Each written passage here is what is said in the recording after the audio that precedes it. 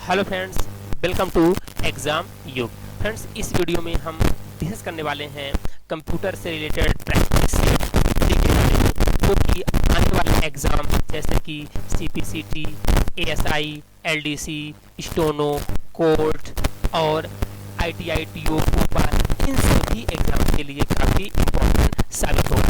तो फ्रेंड्स, अगर आप इन एग्ज़ाम की तैयारी कर रहे हैं या करने वाले हैं तो ये वीडियो और ये चैनल आपके लिए काफ़ी इंपॉर्टेंट साबित होने वाला है। तो फ्रेंड्स, अगर आप इस चैनल पर नए हैं तो चैनल को सब्सक्राइब करें ताकि आने वाली हर नोटिफिकेशन की जानकारी सबसे पहले आपको मिल सके और आप अपने लक्ष्य को पूरा कर सकें। ओके फ्रेंड्स, तो चलिए शुरू करते हैं। फर्स्ट क्वेश्चन है, one can use any SIM in GSM mobile phone. This is due to the fact it is a system for mobile. आप GSM मोबाइल फोन में कोई भी सिम का प्रयोग कर सकते हैं। इसकी वजह है कि ये मोबाइल किस प्रणाली का यूज़ करता है। तो देखिए, यहाँ पर जनरली आपको पता होगा कि जो मोबाइल प्रणाली होती है तो दो प्रकार की आप लोगों ने नाम सुना होगा, CDMA और GSM। ठीक है, तो यहाँ पर CDMA और GSM दोनों में अंतर क्या होता है, तो पहले हम आपको ये बताने वाले हैं। तो देखिए, GSM का फुल फॉर्म क्या होता है, तो GSM का फुल फॉर्म होता है global system for mobile communication. Okay, और यहाँ पर CDMA का फुल फॉर्म क्या होता है, तो इसका फुल फॉर्म होता है कोड डिवीज़न मल्टीपल एक्सेस। ठीक है, तो कभी कभी इनका फुल फॉर्म भी पूछा जा सकता है, इसलिए अंतर में हम इनका फुल फॉर्म भी देखते हैं। ओके, तो GSM का फुल फॉर्म होता है global system for mobile communication और CDMA का फुल फॉर्म होता है code division multiple access. Okay, दूसरा अंतर यह है कि GSM का यूज बहुतायत में किया जाता है। GSM का यूज अधिक से अधिक किया जाता है, अधिक कंट्री में यूज हो रहा है, जबकि CDMA का यूज कम हो रहा है। अगला अंतर यह है कि जो GSM होता है तो इसकी जो डाटा की स्पीड है तो 42 Mbps। ओके, 42 Mbps है, जबकि CDMA की जो स्पीड है तो 3.6 Mbps। CDMA में कितना है, 3.6 Mbps है। ये इनमें अंतर है। और अंतर एक ये भी है कि जो GSM अगर आप सिम यूज कर रहे हैं, ठीक है, अगर आप GSM सिम यूज कर रहे हैं तो जो कॉन्टैक्ट होते हैं, जो कॉन्टैक्ट इंफॉर्मेशन होते हैं, तो वो कहाँ स्टोर होते हैं, सिम में स्टोर होते हैं। ओके, कहाँ पे स्टोर होते हैं, सिम में स्टोर होते हैं। लेकिन अगर आप CDMA यूज कर रहे हैं तो CDMA में क्या होता है कि हेडसेट में या फोन पे ही आपके कॉन्टैक्ट स्टोर होते हैं, जबकि GSM में अगर आप मोबाइल यूज कर रहे हैं, आप GSM सिम यूज कर रहे हैं, तो वो इंफॉर्मेशन कहाँ यूज होती है, कहाँ पे सेव होती है, सिम में स्टोर होती है।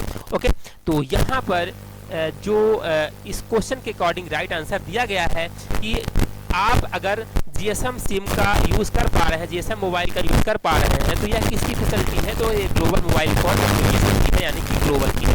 तो इस क्वेश्चन के अकॉर्डिंग जो राइट आंसर है तो क्या हो जाएगा, ग्लोबल हो जाएगा। ओके, चलिए नेक्स्ट क्वेश्चन पर चलते हैं। क्वेश्चन नंबर अपना 2 है। 2 नंबर क्वेश्चन क्या है, ये है which protocol provides email facility among different host.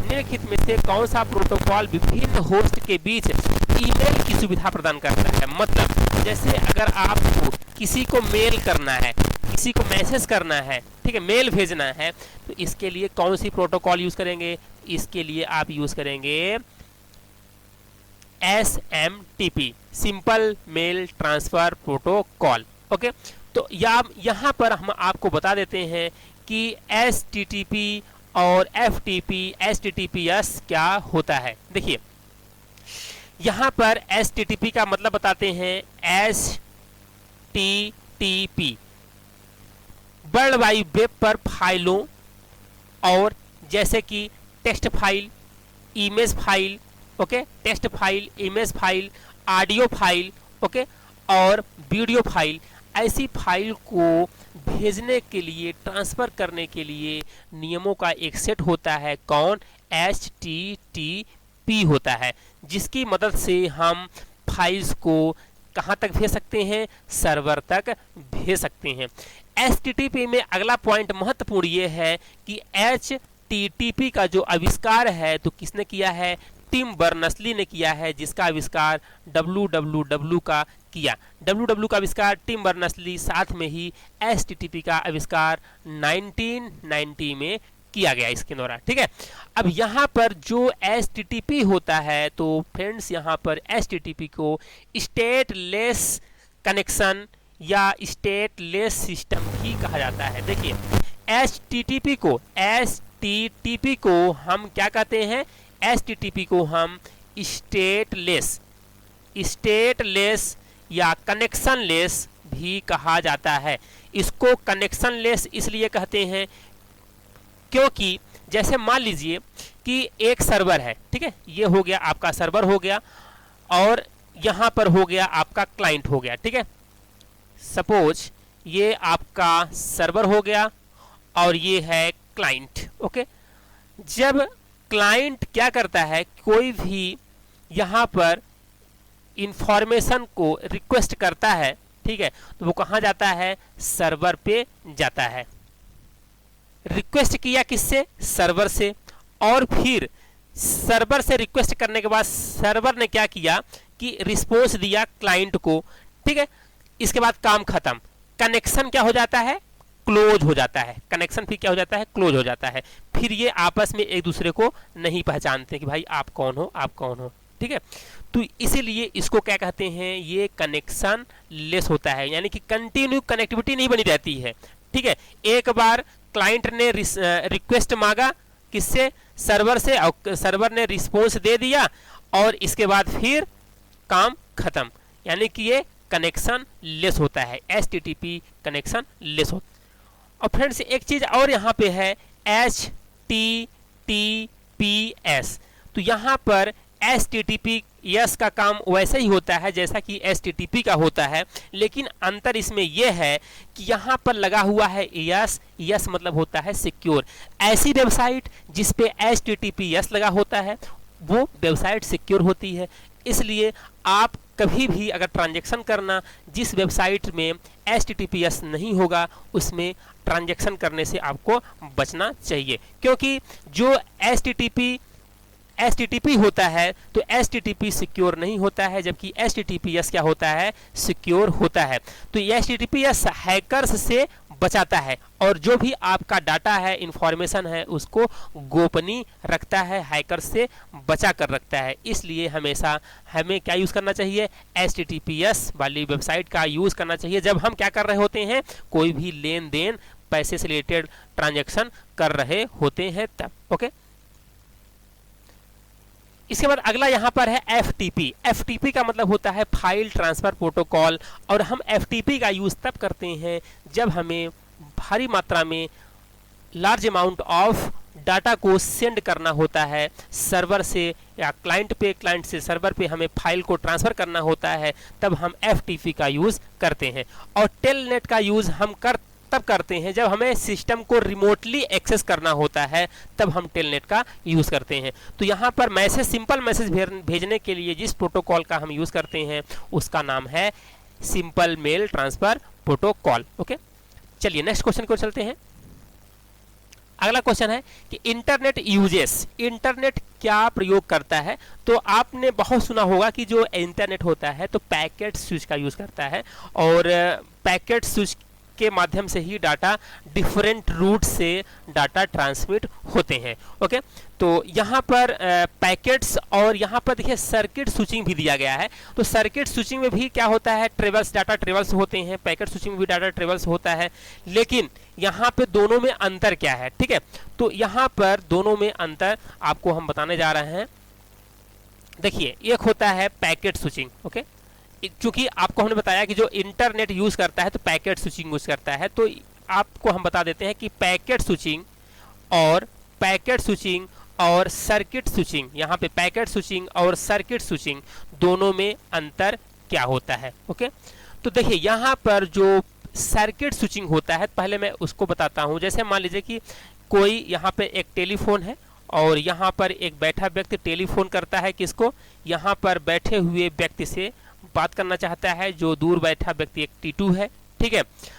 तो अगर वो लैंडलाइन से बात करना चाहता है तो ये पहली बात तो जो पोल है इससे कनेक्टिविटी होना चाहिए इस स्टेशन से, इसके बाद ये कनेक्टिविटी इस स्टेशन से होना चाहिए, इस वाले पोल से होना चाहिए, और इसका जो कनेक्टिविटी है यहाँ पे कई पोल्स जो होते हैं, कई स्टेशंस होते हैं, वहाँ पे कनेक्टिविटी होना चाहिए, तब जाकर के वो T2 के घर लैंडलाइन पहुँचेगा, ठीक है। तभी ये T1 T2 से बात कर सकता है। तो यहाँ पर ये जो टेलीफोन है तो सर्किट स्विचिंग का सबसे इम्पोर्टेंट और सबसे अहम इसका एग्जाम्पल है, ठीक है। तो सर्किट स्विचिंग को हम कनेक्शन ओरिएंटेड भी कहते हैं। कनेक्शन ओरिएंटेड इसलिए कहते हैं क्योंकि इसमें कनेक्शन फिक्स रहता है, बिना कनेक्शन के यहाँ पर बातें नहीं हो सकती हैं, ठीक है। ये कनेक्शन ओरिएंटेड होता है, जबकि पैकेट स्विचिंग कनेक्शन लेस होता है। अब यहाँ पर जो सर्किट स्विचिंग होता है, तो सर्किट स्विचिंग को कंप्लीट करने के लिए क्या यूज होता है, फिजिकल लेयर का यूज होता है, ठीक है। यानी कि इसमें पूरा फिजिकल लेयर का वर्क होता है, वायर्स कनेक्टेड होते हैं, फिजिकल लेयर में ये होता है। जबकि आपका पैकेट स्विचिंग ये आपका आता है नेटवर्क लेयर के अंतर्गत आता है। पैकेट स्विचिंग यानी कि आपका नेटवर्क लेयर के अंतर्गत आता है, ठीक है। और पैकेट स्विचिंग में क्या होता है, पैकेट स्विचिंग में ये होता है कि जैसे मान लीजिए कि यहाँ से यूजर बैठा हुआ ये व्यक्ति U1 और बात करना चाहता है U2 को कोई मैसेज करना चाहता है, तो पैकेट स्विचिंग में जो पैकेट्स होते हैं, डाटा होते हैं, तो कई रास्ते से डाटा अपना ट्रेवल कर सकता है, कई रास्ते से जा सकता है, ठीक है। जबकि यहाँ पर जो सर्किट स्विचिंग होता है तो इसमें कनेक्शन ओरिएंटेड होना चाहिए, और ये जबकि क्या होता है, कनेक्शन लेस होता है। कनेक्शन लेस कौन होता है, पैकेट स्विचिंग होता है, ठीक है। और सर्किट स्विचिंग में संदेश को एक ही पथ का प्रयोग करना होता है, एक ही रास्ते का प्रयोग करना होता है, जबकि पूरे कम्युनिकेशन के दौरान जबकि पैकेट स्विचिंग में पैकेट अलग अलग कोई भी मार्ग अपना सकता है, ठीक है। डिफरेंट मार्ग अपना सकता है कौन, पैकेट स्विचिंग। तो यहाँ पे हमने क्या देखा कि इंटरनेट कौन सा यूज़ करता है, स्विचिंग, पैकेट स्विचिंग का यूज़ करता है। तो यहाँ पर इस क्वेश्चन के अकॉर्डिंग राइट आंसर हो जाएगा पैकेट स्विचिंग। नेक्स्ट क्वेश्चन है, transfer of file from user computer on to the server is, यानी कि अगर आप सर्वर पे अपने मोबाइल से आप कोई भी पोस्ट करते हो, कोई ऑडियो डालते हो, कोई वीडियो पोस्ट करते हो, तो इसका मतलब क्या है कि आप डाटा अपलोड कर रहे हो। तो यूजर के द्वारा कंप्यूटर से सर्वर पर कोई भी फाइल को ले जाना क्या कहलाएगा, अपलोडिंग, और सर्वर से अपने कंप्यूटर पे लाना क्या कहलाएगा, डाउनलोडिंग कहलाएगा। तो यहाँ पर यूजर के कंप्यूटर से सर्वर पर फाइल को ट्रांसफर करना क्या कहलाएगा, यहाँ पर अपलोडिंग कहलाएगा। ओके, चलिए नेक्स्ट क्वेश्चन की ओर चल लेते हैं। अगला क्वेश्चन है, ऐसा उपकरण जो दो नेटवर्क को एक साथ जोड़ता है उसको हम क्या कहते हैं, तो उसको क्या कहते हैं, उसको हम कहते हैं ब्रिज कहते हैं। कैसे ब्रिज कहते हैं, देखिए जैसे मान लीजिए कि एक नदी है, ठीक है, और नदी से आपको एक कार जानी है और बस जानी है, ठीक है, कार जानी है, बस जानी है, आर पार जाना है, ठीक है। तो इसके लिए नदी में तो पानी में तो अपनी कार बस जा सकती नहीं है, इसलिए हमें क्या बनाना पड़ेगा, एक ब्रिज बनाना पड़ेगा। तो कहने का मतलब कि अलग अलग जो ट्रांसपोर्टेशन है तो उनको जाने के लिए, ले जाने के लिए हमें ब्रिज की आवश्यकता पड़ती है, पुल की आवश्यकता पड़ती है, ताकि वो जा सकें, इस पार से उस पार जा सकें। उसी तरह से अपना क्या होता है, ब्रिज होता है। तो ब्रिज की सहायता से हम दो अलग अलग लाइन को कनेक्ट कर पाते हैं, ठीक है। तो जैसे अगर लाइन हो गया, लाइन का फुल फॉर्म क्या होता है, लोकल एरिया नेटवर्क हो गया। तो अलग अलग नेटवर्किंग को हमें कनेक्ट करवाना है, तो इसके लिए हम ब्रिज का यूज़ करते हैं, ठीक है। जैसे मान लीजिए कि एक बस टोपोलॉजी आपने यूज़ किया है एक जगह पे, दूसरी जगह पे आपने स्टार टोपोलॉजी यूज़ किया है, ठीक है, अलग अलग नेटवर्किंग है, ठीक है। तो अलग अलग नेटवर्किंग को हमें एक साथ वर्क करवाना है ताकि डेटा कम्युनिकेट कर सकें, इसके लिए हमें ब्रिज का यूज़ करना पड़ेगा, ठीक है। और जो ब्रिज होता है तो OSI मॉडल के कौन से लेयर पे काम करता है? ब्रिज हमेशा OSI लेयर के डाटा लिंक लेयर पे काम करता है, ओके। और ये मैक एड्रेस को रीड कर सकते हैं, जो ब्रिज होता है मैक एड्रेस को रीड कर सकता है। ब्रिज का जो यूज होता है लैन और दूसरे नेटवर्क में ट्रैफिक लोड को कम करने के लिए इसका यूज भी किया जाता है, ओके। अगला यहाँ पे दिया है रेक्टिफायर। तो रेक्टिफायर क्या होता है कि सर्किट का कंपोनेंट होता है जो कि AC को DC में कन्वर्ट करने का काम करता है, ओके। और यहाँ पर एक और दिया है हब। तो ये हब क्या होता है? तो हब भी एक नेटवर्किंग डिवाइस होता है, ठीक है। इसमें अपना कोई राउटिंग टेबल नहीं होता है, जिसमें इन्हें ये नहीं पता होता है कि कोई भी डाटा आता है तो उन्हें हमें किस नोड पर भेजना है। देखिए, मान लीजिए कि आपका एक हब हो गया, ठीक है, और हब के माध्यम से ये कंप्यूटर जुड़ा हुआ है, ठीक है, और ये कंप्यूटर जुड़ा हुआ है। विभिन्न प्रकार के कंप्यूटर हब के माध्यम से जुड़े हुए हैं, ठीक है। ये मान लीजिए आपका हब हो गया। अब मान लीजिए कि ये हब सिस्टम नंबर 1 2 3 हो गया, ये हब हो गया। अब यहाँ से डाटा भेजा जाता है मान लीजिए 3 को, ठीक है।